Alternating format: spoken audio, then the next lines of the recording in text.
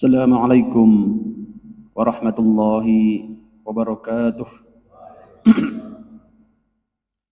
Innal hamdalillah nahmaduhu wa nasta'inuhu wa nastaghfiruh wa na'udzu billahi min syururi anfusina wa min sayyiati a'malina. May yahdihillahu fala mudilla lahu wa may yudlil fala hadiya lahu. Asyhadu an la ilaha illallah wahdahu la syarika lahu. Iyyahu na'budu wa iyyahu nasta'in. Wa asyhadu anna Muhammadan 'abduhu wa rasuluh al-mab'uts rahmatan lil 'alamin. Allahumma fashalli wa sallim wa karrim 'ala hadzal nabiyil karim nabiyyina wa maulana wa qurrati a'yunina Muhammadin sallallahu alaihi wasallam wa 'ala alihi wa azwajihi wa dzurriyyatihi wa ahli baitihi wa man tabi'ahum bi ihsan ila yaumiddin. Amma ba'd, fayal hadirun usikum wa iyaya bitaqwallah wa ta'atihi la'allakum tuflihun. Allahumma la sahla illa ma ja'altahu sahla wa anta taj'al hazna idza syi'ta sahla. Amma ba'd. Hadirin Bapak Ibu jamaah rahimakumullah, bersyukur kita hari ini Allah memberikan kita kesehatan, diberikan kita kesempatan, dua nikmat yang kelak di akhirat banyak orang yang menyesalinya. Kelak akan banyak orang yang menyesali nikmat sehat dan sempat ini. Mereka baru teringat ternyata begitu mahal nikmat sehat dan sempat ini. Mereka baru sadar kenapa dulu nikmat besar itu tidak diisi dengan kebaikan-kebaikan. Mereka baru sadar kenapa nikmat besar itu tidak digunakan untuk memperbanyak zikir kepada Allah atau menyempurnakan ibadah kita dengan mengikuti ta'lim sehingga kita semakin faham tentang ibadah-ibadah kepada Allah Subhanahu wa taala. Oleh karenanya, bersyukur hari ini Allah memberikan kita inayahnya, hidayahnya sehingga kita hadir di masjid yang kita cintai ini. Semoga rangkaian ibadah yang kita laksanakan dan ta'lim yang kita lakukan senantiasa diliputi oleh rahmat Allah Ta'ala dan diterima sebagai amal soleh di sisinya. Amin ya rabbal alamin. Hadirin rahimakumullah, dalam suasana Rabiul Awal ini izinkan kami mengetengahkan tentang hak-haknya Rasulullah Muhammad SAW atas kita. Hari ini banyak di antara saudara kita yang menyelenggarakan peringatan-peringatan Maulid dan semacamnya. Kita tidak membahas tentang apa dan bagaimanakah peringatan itu, terlepas dari berbagai pandangan yang setuju dan tidak setuju, tapi kita mencoba menggali tentang hak-hak Rasulullah Muhammad SAW yang semestinya kita penuhi. Dan ini momentum yang tepat kita merefleksi diri kita, apakah kita sudah memenuhi hak-haknya beliau ataukah belum. Ma'asyiral muslimin rahimakumullah, ada 4 hak beliau yang Allah tunjukkan dalam Al-Quran yang bisa kita pedomani di sana insyaallah. Yang pertama adalah beliau berhak untuk dicintai melebihi diri kita sendiri bahkan. Atau dengan kata lain, yang menjadi kewajiban kita adalah mencintai beliau melebihi diri kita sendiri bahkan. Wajib atas umat mencintai Rasulullah Muhammad SAW dengan kecintaan yang besar bahkan melebihi diri sendiri. Allah berfirman dalam Al-Quran surat At-Taubah ayat 24. Allah berfirman, A'udzu billahi minasyaitonir rajim. Qul in kana aba'ukum wa abna'ukum wa ikhwanukum wa ikhwanukum wa azwajukum wa ashiratukum wa amwalun iqtaraftumuha وتجارة تخشون كسادها ومساكن ترضونها أحب إليكم من الله ورسوله وجهاد في سبيله فتربصوا حتى يأتي الله بأمره والله لا يهدي القوم الفاسقين. Katakanlah, jika bapak-bapak, anak-anak, saudara-saudara, istri-istri, kaum keluargamu, harta kekayaan yang kamu usahakan, perniagaan yang kamu khawatirkan kerugiannya, dan tempat tinggal yang kamu sukai adalah lebih kamu cintai dari Allah dan Rasulnya dan dari berjihad di jalannya, maka tunggulah sampai Allah mendatangkan keputusannya, dan Allah tidak memberi petunjuk kepada orang-orang yang fasik. Kemudian bersambung dengan hadis yang diriwayatkan oleh Imam Bukhari, la yu'minu ahadukum hatta akuna ahabba ilaihi min walidihi wa waladihi wan nasi ajma'in. Tidak dianggap beriman salah seorang di antara kalian sehingga aku lebih dicintainya melebihi bapaknya, anaknya, dan seluruh umat manusia. Ma'asyiral muslimin rahimakumullah, ini hak beliau yang pertama, yaitu mendapatkan cinta kita, mendapatkan perhatian kita. Mari kita refleksi diri kita masing-masing. Sudahkah kita memenuhi hak itu? Sudahkah kita menyampaikan cinta kita kepada beliau lebih dibanding yang lain? Atau justru mungkin hanya sekian persen saja ketika misalkan harus memilih kepentingan kita dan kepentingan dakwah yang merupakan misi beliau, apakah kita mengutamakan beliau ataukah tidak?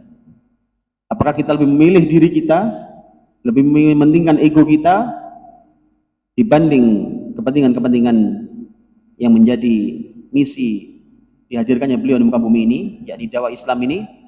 Maka disitulah Allah menguji kita, sudahkah cinta kita lebih besar kepada Rasulullah Muhammad SAW, bahkan dari seluruh umat manusia sekalipun. Terkait hadis ini, hadirin, ketika mendengar dawuh Rasulullah SAW ini, Umar bin Khattab radhiyallahu an kemudian menyampaikan kepada Rasulullah, ya Rasul, aku mencintai engkau melebihi semuanya kecuali diriku. Kata Umar bin Khattab, aku mencintai engkau lebih besar dari semuanya kecuali diriku. Apa komentar Rasul? Beliau menyampaikan, tidak begitu.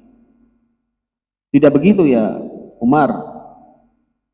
Belum dianggap beriman orang itu ketika tidak mencintai diriku melebihi semuanya, bahkan diri sendiri, bahkan dirinya sendiri. Kemudian Umar bin Khattab menyampaikan kembali, demi Allah, sungguhnya aku mencintai engkau melebihi semuanya, bahkan diriku sendiri. Maka kemudian Rasulullah menjawab, berkomentar, sekarang inilah Umar, kamu sudah sempurna. Ma'asyiral muslimin rahimakumullah, ini merupakan satu momentum penting yang perlu sesekali kita renungkan. Sudahkah kita mencintai Rasulullah SAW melebihi yang lain? Sudahkah kita punya perhatian yang lebih atas dakwah Islam ini yang merupakan misinya beliau? Sudahkah kita memberikan porsi besar dalam aktivitas kita, dalam pikiran kita, dalam harta kita bahkan, untuk memberikan kecintaan kepada beliau, mewujudkan cinta kita, membela agama, membela dakwah yang menjadi bagian dari, yang menjadi misi dihadirkannya beliau di muka bumi ini. Yang kedua, yakni mengimani beliau Muhammad sallallahu alaihi wasallam dengan sebenarnya. Hadirin rahimakumullah, ini merupakan sebagai konsekuensi iman kita kepada Rasulullah Muhammad SAW adalah mengimani beliau, mengimani, mengikuti apa yang beliau bawa. Sebagaimana Al-Qadhi Iyad rahimahullah ta'ala berkata, ketahuilah, barang siapa mencintai sesuatu, pasti dia akan mengutamakannya dan berusaha meneladaninya. Yang pertama tadi, kita hak Rasulullah adalah dicintai. Maka wujud cinta ini adalah mengutamakannya, meneladaninya. Maka hak yang kedua adalah bagaimana kita mewujudkan cinta tadi dengan perspektif meneladani Rasulullah Muhammad SAW dengan sebenar-benarnya. Masalah muslimin rahimakumullah, kadang ada orang mengaku cinta tapi tidak ada buktinya. Itu namanya cinta apa itu? Cinta palsu namanya. Tentu pada Rasulullah SAW bukan cinta palsu. Cinta yang ada buktinya, yaitu cinta yang dibuktikan dengan kita berusaha meneladaninya dengan sebenar-benarnya. Hadirin rahimakumullah, cara cinta kepada Rasulullah adalah meneladani beliau, mengamalkan sunnahnya, mengikuti semua ucapan dan perbuatannya, melaksanakan segala perintah dan menjauhi larangannya, serta menghiasi diri dengan adab-adab yang beliau contohkan, baik dalam keadaan susah maupun senang. Hadirin, ini merupakan bukti cinta. Artinya ketika benar-benar mencintai Rasulullah SAW, mestinya meneladani beliau, menerapkan apa yang beliau contohkan dalam kehidupan kita sehari-hari, bahkan dalam kondisi senang maupun susah. Kalau seperti kita mencintai istri atau suami kita barangkali, itu kan mestinya bukan angin-anginan gitu ya. Jadi mau hujan, mau angin, mau kemarau, tetap dong mestinya. Ibu-ibu mencintai bapaknya anak-anak kan tidak mungkin tergantung tanggal gitu ya. Kalau pas tanggalnya muda cinta, tanggalnya tua mulai nggak cinta. Tentu tidak demikian. Maka sebagaimana kita mencintai diri kita, maka ketika pada Rasulullah SAW mestinya seperti itu, lebih bahkan, dan itu tidak angin-anginan, tidak kemudian menjadi sesuai dengan musim, tidak. Kita berikhtiar mencintai, membuktikan cinta kepada Rasulullah SAW dalam kondisi apapun. Allah berfirman dalam Al-Quran surat Al-Imran ayat 31, A'udzu billahi minasyaitonir rajim, qul in kuntum tuhibbunallaha fattabi'uni yuhibbukumullah wa yaghfir lakum dzunubakum wallahu ghafurur rahim. Allah berfirman, qul in kuntum tuhibbunallah, katakanlah Muhammad, kalau engkau mencintai Allah, fattabi'uni, maka ikutlah aku. Jadi bukti kita cinta kepada Allah yang kemudian mencintai Rasulullah adalah kita mengikuti beliau, yang efeknya adalah yuhibbukumullah, Allah akan mencintai kalian, wa yaghfir lakum dzunubakum, dan akan mengampuni dosa-dosa kalian. Wallahu ghafurur rahim, dan Allah Maha Pengampun lagi Maha Penyayang. Masalah muslimin rahimakumullah, mencintai Allah, mencintai Rasulullah, ini harus dibuktikan dengan benar-benar mengikuti pelajaran Rasulullah Muhammad SAW. Ada 4 hal yang perlu kita ketahui di dalam mengikuti Rasulullah SAW ini. Yang pertama adalah membenarkan seluruh berita Rasulullah Muhammad SAW. Jadi yang pertama dalam rangka mengikuti Rasulullah adalah membenarkan berita yang dibawa. Rasulullah itu membawa berita apa, Pak? Berita tentang masa lalu dan masa akan datang. Rasulullah menceritakan tentang kondisi sebelum manusia dihadirkan di muka bumi misalkan. Kemudian menceritakan tentang kisah Nabiullah Adam alaihissalam di surga. Itu kan cerita masa lalu. Maka kita sebagai seorang mukmin percaya, beriman atas berita itu menjadi bukti kita mencintai Rasulullah Muhammad SAW. Rasulullah juga menceritakan tentang masa datang, menceritakan tentang kiamat misalkan. Maka seorang mukmin pasti mengikuti, pasti mengimani. Ketika benar itu dari Rasulullah SAW, maka beriman. Kita beriman apapun berita yang beliau sampaikan, yang akan datang, yang sudah terjadi, yang akan terjadi, semuanya adalah bagian dari yang harus kita imani. Allah berfirman masalah ini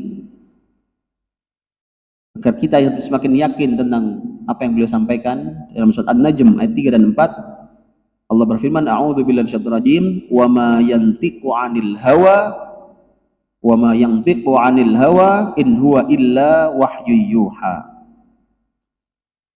Allah berfirman, dan tiadalah yang diucapkannya itu menuruti hawa nafsunya. Ucapannya itu tiada lain hanyalah wahyu yang diwahyukan. Hadirin, ini meyakinkan kepada kita bahwasanya apapun yang beliau bawa, beliau sampaikan itu adalah dari Allah Subhanahu wa taala. Itu bukan nafsunya beliau, itu adalah wahyu dari Allah Subhanahu wa taala. Yang kedua dan ketiga, yakni menaati Rasulullah SAW dengan mengamalkan perintah-perintahnya dan menjauhi larangannya. Ya, jadi ini dalam rangka mengimani Rasulullah SAW, mengikuti beliau secara rinci. Ya, ini adalah mengimani berita yang dibawanya, kemudian melaksanakan perintahnya. Yang ketiga, menjauhi larangannya. Jadi semestinya kalau kita ini sekarang kita adakan misalkan saudara kita mengadakan peringatan Maulid, mestinya adalah dalam rangka ini, meningkatkan kecintaan kepada Rasulullah, meneladani beliau, meningkatkan kesadaran bahwasanya Rasulullah punya hak atas kita loh, yang harus kita penuhi sebagai umat. Kemudian dalam kaitan ini, dalam kaitan kita mentaati Rasulullah SAW atas perintahnya dan menghindarkan apa yang dilarangnya, Allah berfirman dalam Al-Quran surat Muhammad ayat 33, hai orang-orang yang beriman, taatlah kepada Allah dan taatlah kepada Rasul, dan janganlah kamu merusak pahala amal-amalmu. Ini merupakan poin penting hadirin. Allah memerintahkan kepada kita untuk mentaati Rasulullah Muhammad SAW. Dalam ayat yang lain Allah berfirman, ya ayyuhalladzina amanu athi'ullah wa rasulah, athi'ullaha wa rasulahu wa la tawallau anhu wa antum tasma'un. Hai orang-orang yang beriman, taatlah kepada Allah dan Rasulnya, dan janganlah kamu berpaling darinya dalam keadaan kau mendengar perintah-perintahnya. Dalam Al-Anfal surat ayat 20. Hadirin rahimakumullah, lagi-lagi inilah yang harus kita pegangi gitu ya. Kita pegangi, kita yakini bahwasanya yang dibawa Rasul ini, apapun yang namanya berita, kita percaya. Larangan kita buktikan. Kita tidak akan mengikuti larangan-larangan itu, tidak akan mendekatinya. Dan kalau itu perintah, maka kita buktikan, kita berusaha untuk melaksanakannya. Allah berfirman dalam Al-Quran surat Al-Hasyr ayat 7 tentang masalah apapun yang dibawa Rasulullah, hendaknya kita bawa, hendaknya kita ambil. Allah berfirman, a'udzu billahi minasyaitonir rajim, wa ma atakumur rasulu fakhudhuhu wa ma nahakum anhu fantahu. Apapun yang dibawa oleh Rasulullah, ambil. Jadi apapun yang dibawa berupa perintah, ambil, laksanakan.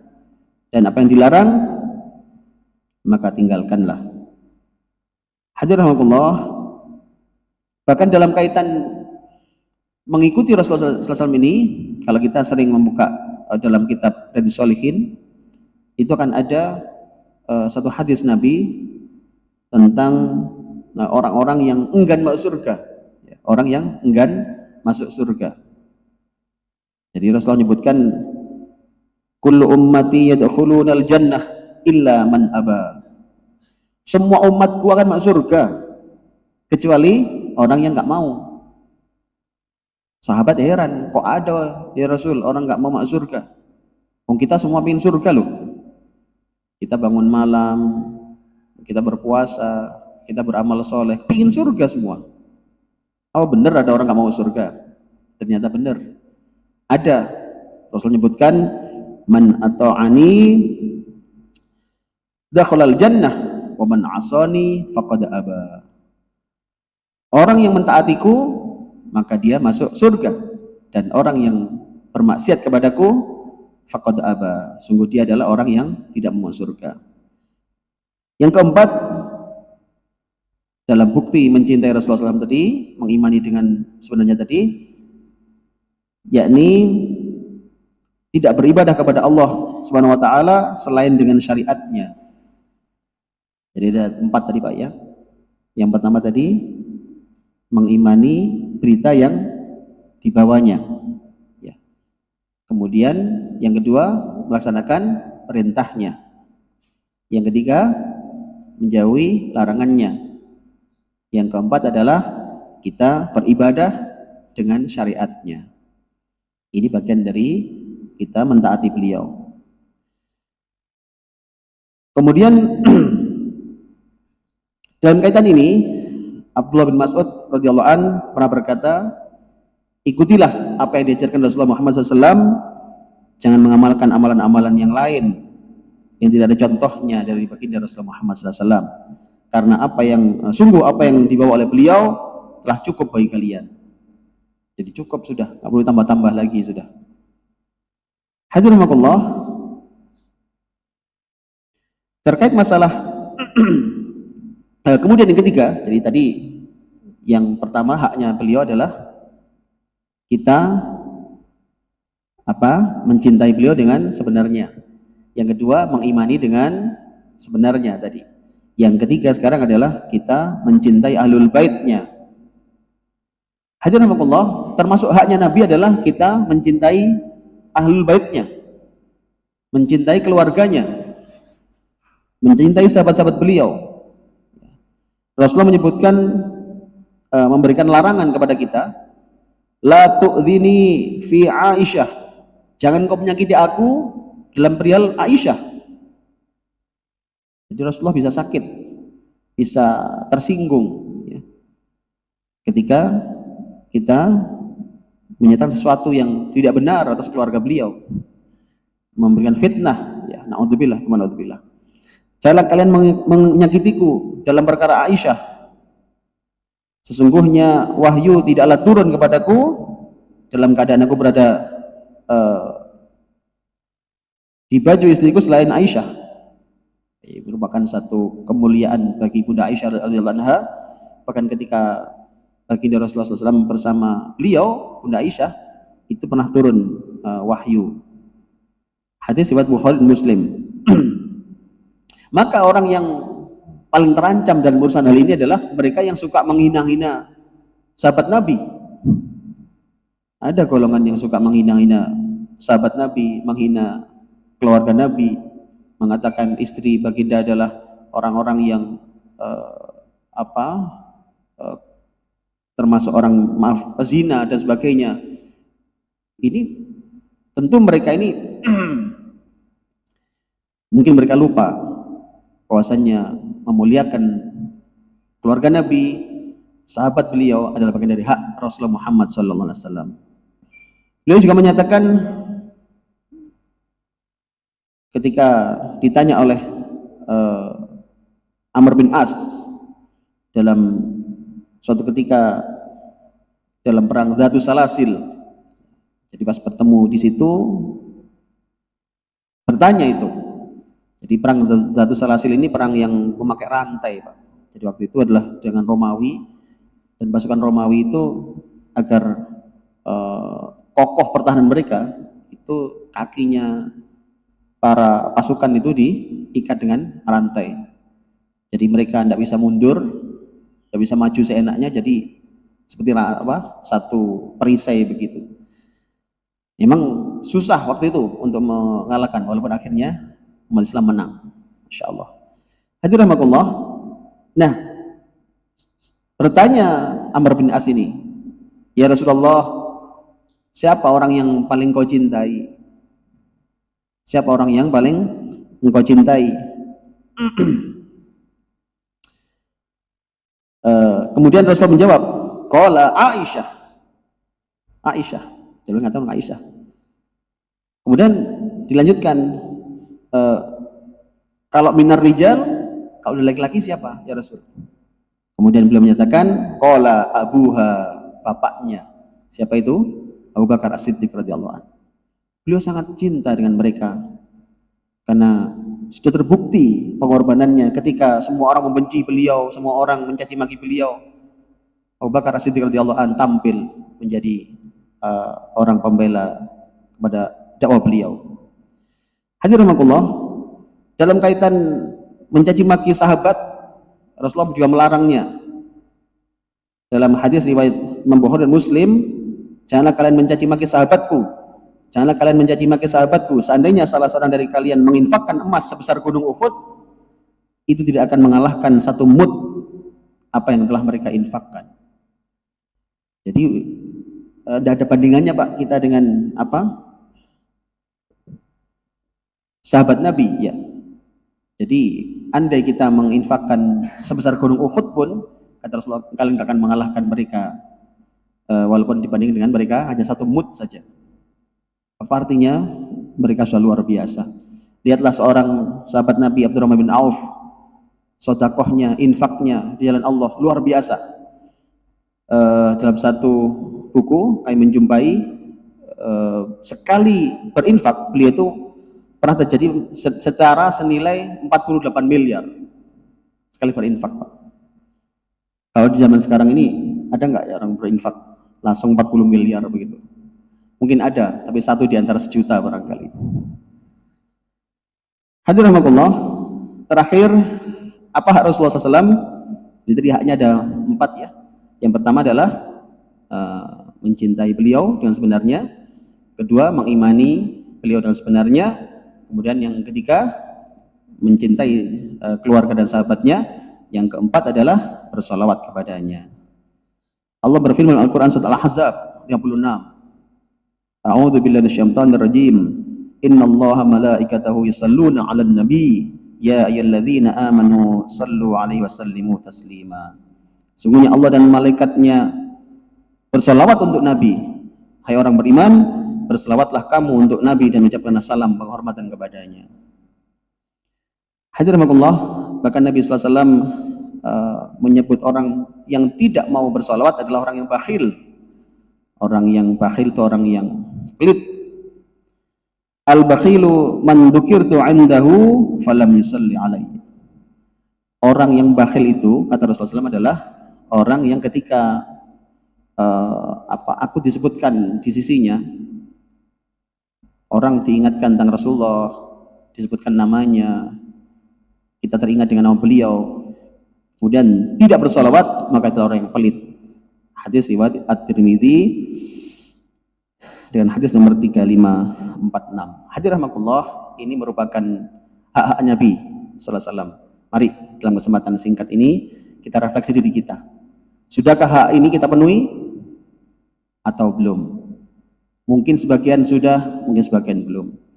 Atau barangkali semua sudah berusaha tapi belum sempurna. Maka ayo kita berikhtiar terus untuk menyempurnakan hak Rasulullah SAW sebelum kita meninggal.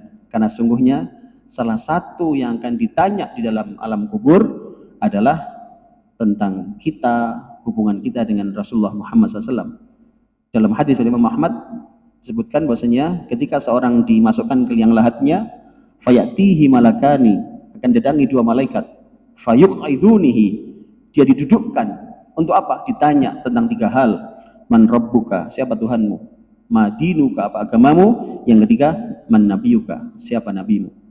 Maka terkait pertanyaan yang ketiga, siapa nabimu, ini ternyata tidak sekedar dijawab dengan Nabi Muhammad, tidak hanya begitu ternyata, karena pengenalan kita terhadap beliau, kemudian hak-hak yang sudah kita laksanakan atas beliau, itu masuk bagian dari bukti kita mengenal beliau. Tentu pengenalan tidak cukup, sebelum hak-haknya disampaikan. Oleh karenanya, mari kita berikhtiar penuhi hak Rasulullah SAW sebaik mungkin. Semoga Allah menyelamatkan kita di dunia dan kelak di akhirat. Amin ya rabbal alamin. Pakai sesi pertanyaan, tidak usah. Langsung aja, cukup ya. Baik. Atau ada pertanyaan? Mau ada pertanyaan? Tidak ada ya? Baik, nanti bisa disampaikan di sesi yang lain.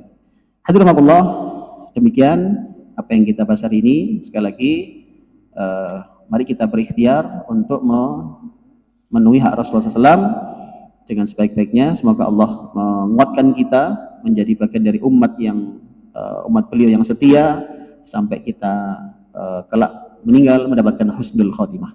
Aqulu qouli hadza fastaghfirullah lakum subhanakallahumma bihamdika asyhadu an la ilaha illa anta astaghfiruka wa atubu ilaik. Assalamualaikum warahmatullahi wabarakatuh.